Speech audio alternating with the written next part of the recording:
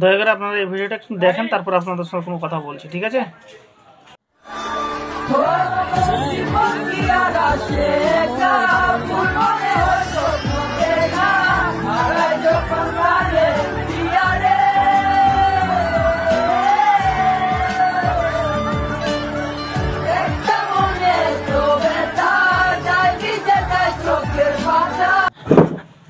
আচ্ছা দর্শক ভাই, একটা ইউটিউবার এতটা নিচে নেমে যেতে পারে, একজন জীবিত মানুষকে মৃত্যু বলছে, তারপর শফিকের নামে।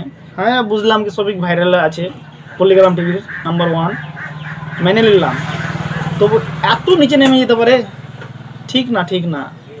আরে ভাই তোকে তো একদিন মরতে হবে, দেখবি আমার ভিডিওটা কোনো সময় তুই পাইস, দেখিস, তোকে একদিন মরতে হবে, কিন্তু মরলে কোনো ভিডিও করিস না ভাই।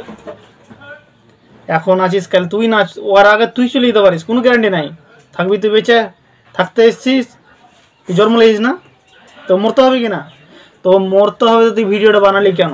তারপরে তুই লিখছিস কমেন্টে কি, দাদা এটা ফেক ভিডিও, এগুলো মানুষ দর্শক চাচ্ছে। আরে ভাই তো যদি বলে কি ভাই, তুই দর্শক ভাই, তো দর্শক ভাই যদি বলে গে ভাই তুই একটা বাথরুমের ট্যাঙ্কির গুগল খাতো, তুই খাবি? তো পায়খানা তুই খাবি? জিন্দিগিতে না।